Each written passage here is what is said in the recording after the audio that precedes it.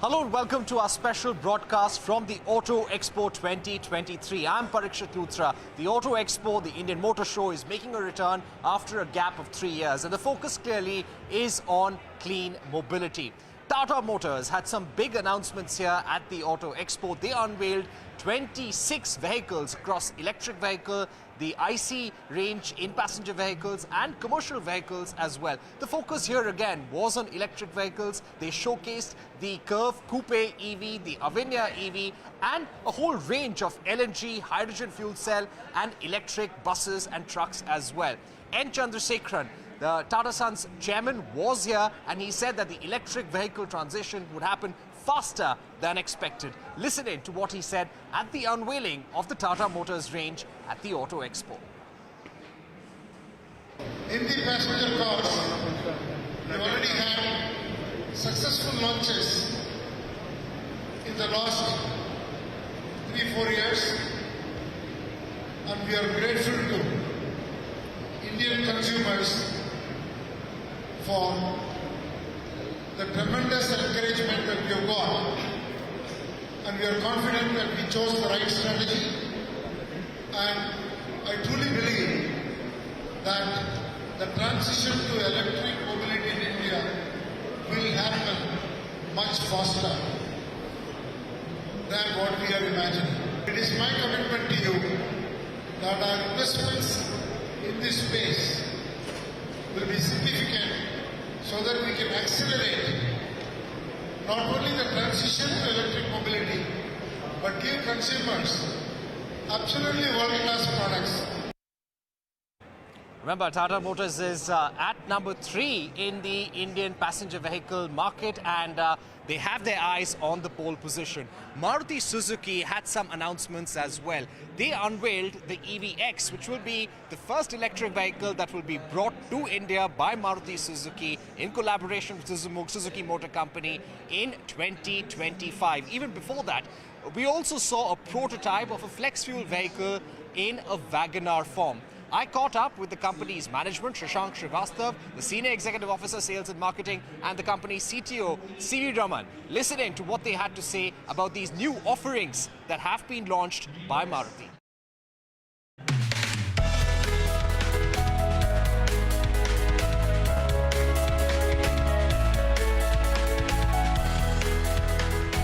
The adoption rate of EVs the consensus is that it will be different for different category of vehicles. Like two-wheeler and three-wheeler, it will be before four-wheelers. The four-wheeler, for the four-wheelers, it will also be the TCO parity, which is the basis of calculation consumer makes for making choices, is more in favor of larger vehicles and smaller vehicles. One can say the cost viability is greater in having an electric SUV right now, and you can expect some greater volumes as well? Yes, so I would say larger vehicles. And SUV, of course, is because the segment is really doing well, and our projection is that the segment will continue to do well. Like, for example, in December, it touched 45% of the market. Overall, of course, it's still 42%, but the growth seems to be great going for SUV, and therefore for larger vehicles, SUV is obviously an obvious choice for getting into these. But one thing I must add, that it is also dependent on the usage of the vehicle. For example, in the smaller cars, you could see the fleet adoption being much faster, because it is not just the type of car which matters, but also the usage that you put to. So there is a consensus that maybe fleet and such usage will probably see a faster adoption than personal. All right, Mr. Raman, as we move, and if you could tell us about the vehicle as well, give us a sense about the inspiration behind the design. So as Shashank-san was explaining about the need and the growth in the SUV market. And SUV market is not just for India, but globally SUVs are growing. And this is a global unveil. The concept EVX is for the global market. And so therefore, SUV as a theme has been kind of established in a way that that's where the growth is going to be. And so the concept is based on a SUV theme. It's a versatile, emotional, versatile cruiser. That's what EVX stands for. And what does true SUV stand out for? One is high seating, a longer wheelbase, and very wide proportion, a very strong shoulder, upright hood, and upright seating. All of this is what represents a SUV. And now when you talk about SUV, and that too in an EV, we have to start, as we were talking about, a born electric. So from a platform perspective, all new platform is being developed, and so based on that, and this has got a 60 kilowatt battery. It has a 550 kilometers. 550 kilometers of range, and so that's based on our study of the market. We feel that that's a start point from where the easy adoption in this segment is possible. What will be the extent of localization? Will it be 100% manufactured in India? Yeah, of course. So we are doing about 10,000 crore investment in Gujarat, which was announced a couple of months back. And we are going to localize the batteries. By 2025, we will have all of that in place so that we are able to launch that for the market. How will you keep the price competitive? Today in the market, you have 10 lakh EVs, you have 15 lakh EVs, and you have EVs in the range of 20 to 25 lakhs. Which bracket would this fall in? So I think it's too early to talk about price because it will all depend on the extent of localization as well. And I must say that one of the big factors inhibiting the larger adoption of EVs across the world and also in India is the cost of acquisition. And in battery cost is obviously a very important cost. In fact, its estimates are it will be close to 50% of the total cost of EVs. And therefore, it's very important to get the battery cost down.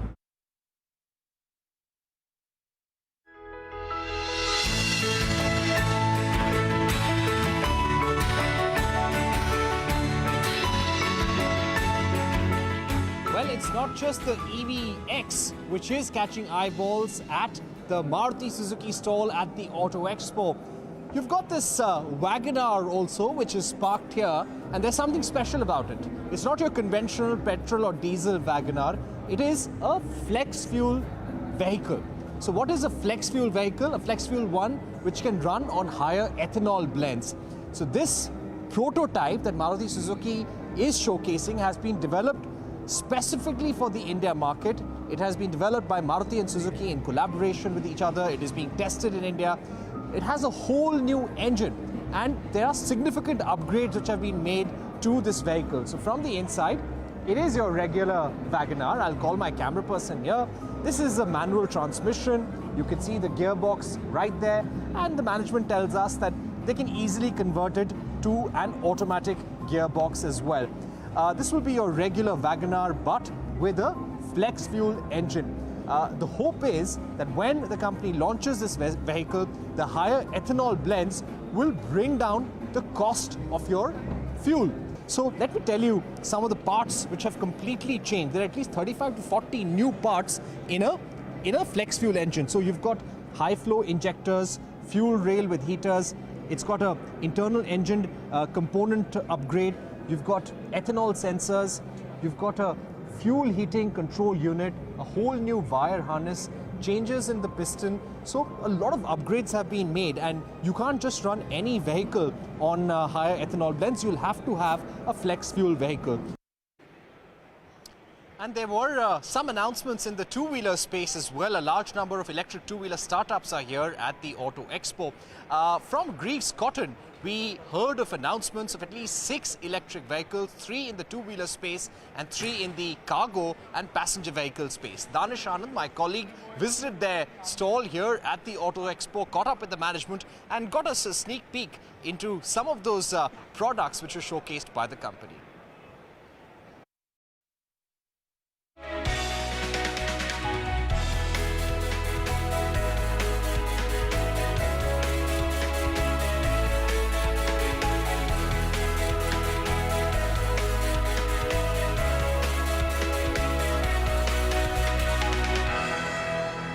As you know, back in 2016 was one of the early movers into sustainable mobility, because we believed when you look at oil prices, when you look at long-term sustainability, electric vehicles are the way to go. Hence, we started investing in technology, styling, centers of excellence, manufacturing, people. And today what you're seeing are 6 new products in the high-speed two-wheeler and three-wheeler, both B2B and B2C applications. And we have started taking bookings for the Primus, which is our first high-speed foray starting today, the Primus scooter. Thank you. And so what about the pricing? What is the pricing strategy, and what do you think will make your company completely stand out in comparison to other players which have already moved in the EV segment?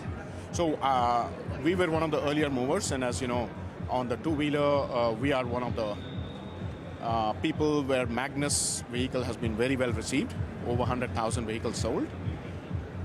In terms of, we believe we are one of the few people who offers an ecosystem play. What that means is we give a two-wheeler or a three-wheeler product.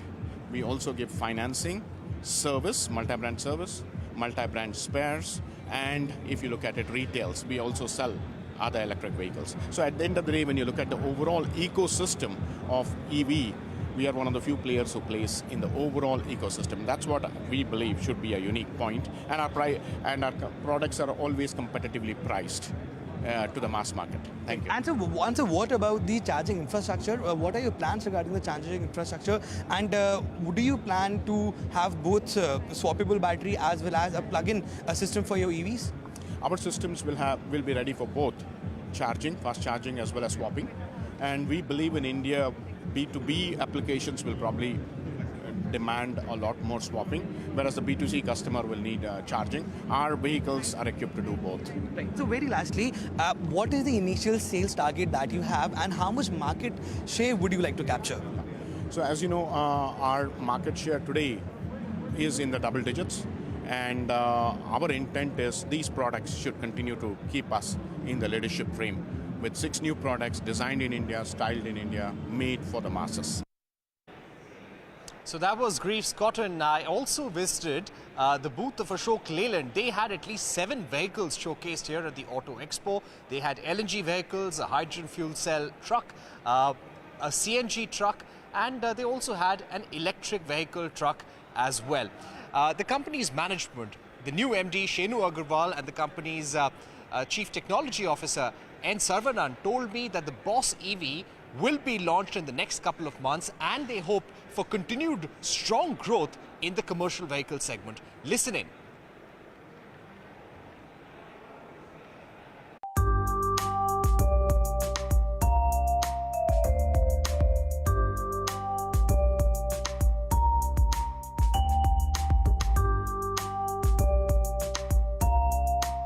The roadmap is very, very clear because the future is going to be different, and therefore we want to be prepared for the future.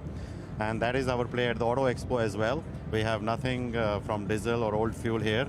Everything is future, right? Starting from CNG, LNG, and electric, and hydrogen, etc. Right? So out of these technologies that you're showcasing, which one would you like to bring to market probably in the next 1 year or as early as possible? Yeah, so I would ask Doc to... The question depends on the ecosystem availability. We believe CNG ecosystem is building up quite fast, so is LNG, so we expect the CNG and LNG to come at a quicker pace, followed by EVs, of course, especially in segments where there's intracity applications where it's possible to put charges much quickly, followed that with maybe the hydrogen-based vehicles, both the fuels and the hydrogenized. So for us, CNG, LNG and battery electric vehicle in some segments, followed by the hydrogen-based vehicles, is what we see. Mr. Agarwal, could you give us a sense, as we move ahead and show our viewers what else is happening here at the Ashok Leyland booth, could you give us a sense of the kind of investments you're making in these different technologies? And if we were to ask you to divide it in terms of a percentage, could you explain us what will be the allocation? Yeah, so without going with a specific number, I would say that about 70% of our capital expenditure on R&D is happening on the alternative technologies. 70% is going towards R&D technologies. Yeah. As we see these technologies, which are some of the products you're likely to launch in FY24? For example, you see the Boss EV. This is a segment where you're starting to see electrification happen quite quickly, particularly short point-to-point hauls. You can actually see EVs coming to picture. So this would be probably one of the first vehicles from a non-CNG LNG possibility coming to picture. The Boss EV, which is from 10-ton to 18-ton platform, could be one of the first products to come into the market. Right. If I were to ask you about some of the policy clarity that you need from the government at this stage to have a clear roadmap, what would that be? I think the government has been quite active in the last couple of years. We do have reasonable amount of clarity, other than small noise once in a while, but there's reasonable clarity in terms of what the government wants to push in terms of electrification, also in terms of recent hydrogen policy. There is clarity. Now the question of investments from not just from OEM perspective, investment from the ecosystem perspective. For example, if we take electrification, there's a need for high power charging infrastructure, not just charging for the cars. So that's the challenge. How does one go about it? I think we'll see. The ecosystem will evolve around. My final question as we end, how do you expect to close FY20, FY23 and maybe some of the challenges to growth that you see in the next fiscal? Yeah, so FY23 has been really, really very good for us so far, and I hope the last quarter would be more, would actually be better. We have a good tailwind because the industry is moving very, very well. Industry is about to reach maybe its peak this year or next year. And on top of that, we have been able to recover a lot of our market share that we had lost. So we are, from the point of market share also, we will be pretty much at our highest ever by end of this year. That is what we are hoping. On that note, we take a short break, but don't go anywhere. Our coverage from the Auto Expo 2023 continue, and we'll get you special reports from Kia and a whole lot of auto makers here at the Auto Expo. Don't go anywhere. Yes, here at the Auto Expo, MG Motor showcased 14 production-ready vehicles, primarily in the electric vehicle and the hybrid space. You had the Hector facelift, which has been launched with significant upgrades at a starting price of around 14.8 lakhs. You also had an electric hatch, which was showcased, the MG4, and the EHS electric hybrid SUV that was showcased by MG Motor. There is also going to be one surprise that they have up their sleeve, which could be the MG Air EV, an intra-city electric vehicle that could be launched in the next few months. I caught up with Rajiv Chaba, the Managing Director and CEO of MG Motor India. Listen in to what he had to say.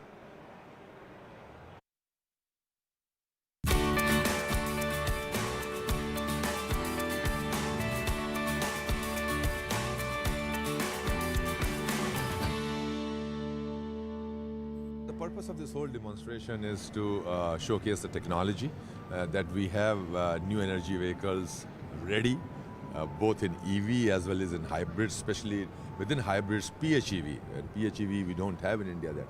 So plug-in hybrids and EVs are ready. So depending on the consumer interest, depending on the government direction, we can launch these cars.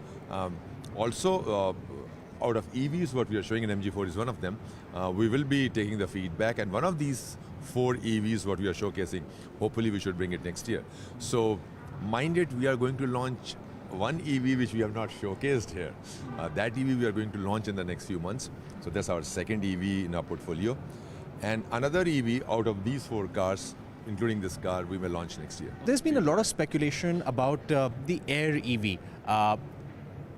And that could be a launch in the 10 to 15 lakh bracket. Could you tell us a bit about it? What will be the strategy behind that?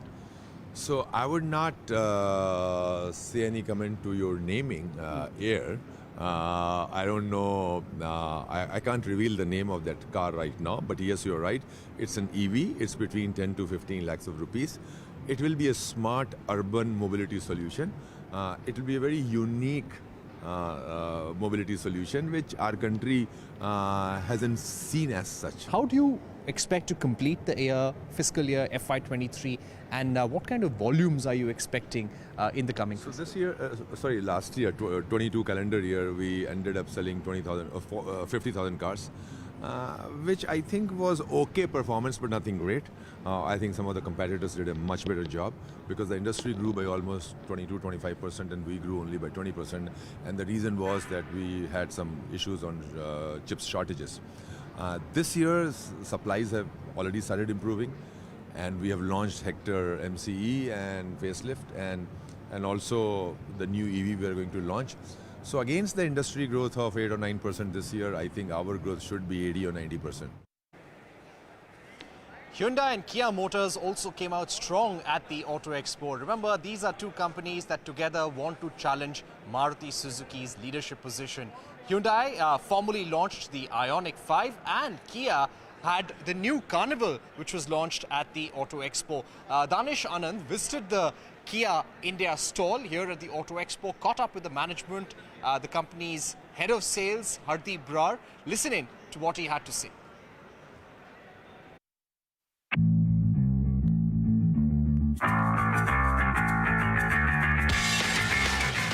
One of the latest entrants in India's crowded car market, Kia Motors today showcased two of its vehicles. The first one is the Kia Concept EV9, and as you can see, this car is completely different as far as looks are concerned. This will be a full electric car whenever it's launched, and as far as the design is concerned, it has some good design cues all around. You talk about the tail lamps, you talk about the indicators, everything comes with a very unique design. Well, one of the most interesting feature about the Kia Concept EV9 is that this car is built on Kia's eGMP, which is the Electric Global Modular Platform, and this is Kia's EV's dedicated platform, which comprises of the chassis of the vehicle, the battery, motor, power electric system, and this allows the company to manufacture a different kind of vehicles due to a scalable wheelbase. The second car the company has showcased is the KA4. Well, the KA4 is a luxury MPV, and it is expected that whenever this car is launched in India, it will replace the existing Kia Carnival. Let's talk about the design first. If you look at the front design, this car will come with a completely different front fascia. There are interesting design cues over here, as you can see, and we can see that a lot of chrome has been used to give a very luxurious look and feel. On the sides, you will see that the car comes with a good design. These are the first two cars that the company has showcased today. Besides this, the company also showcased two more vehicles which can be used as a police PCR, or it can be used as an ambulance. But one more thing that the company today announced was a 2,000 crore investment. So all in all, if we see, Kia has given us a small highlight of how the future cars will look like. Concept is basically to take feedback from the consumers, how they really like the product, what kind of features they would like to have in this product. So, Auto Expo gives us a platform where we can really, talk to our consumers and understand more of their needs and what they feel about the products. So we are still under exploratory stage at this point in time. I think exact timelines we will, once we do a little more study and what is the outcome of Auto Expo, I think then we'll be able to clearly tell. But definitely not this year, maybe we'll explore it in the subsequent years. Right. So what will be the biggest USP of the concept car, and what will make it literally stand out from the other cars in the crowd? So I think if you look at the stance of the car, it looks very, very bold. It looks like a tank. And when you look inside, the entire thing is very, very sophisticated, luxurious, very well connected and digitized. And the number of autonomous features we are thinking of getting into this car, I think that will be our next level. So all this put together, I think this is going to be a great package we have not yet launched it globally. I think global launch we are looking at sometime this year. And then we will talk about the India market, because we are already launched 5 products in 3 years, which is probably one of the best in the industry. So we want the existing cars to perform well, and then we'll think about the other cars. So very lastly, we are seeing that as far as the charging infrastructure is concerned for EVs, that is being developed by not only by the central government, also by the state governments, and we are seeing a lot of play being done by the companies. Yeah. So since all of this is now sorted, what is your game plan for EVs in India? See, I think the biggest thing which can really take care of the range anxieties, as we call it from the consumer standpoint, is the kind of range which an EV gives you. So for example, EV6 that we have launched, as per the ARI numbers, it gives a mileage of more than 700 kilometers on a single charge. So imagine when the range is so huge, you're not going to travel more than 600-700 kilometers in a day. So I think that takes care of a lot of anxiety, and as you rightly mentioned, there's a lot of impetus from the state, central government in terms of increasing the charging infrastructure. So I think both put together, I think we are more than sorted for the time being. All right, that's all we have time for on this edition of our special from Auto Expo. We'll get you another broadcast tomorrow with launches from Tata Motors. Remember, the Jimny from Maruti Suzuki, the Fronx are also going to be launched tomorrow. Important launches to watch out for. Thank you for watching. Good boy.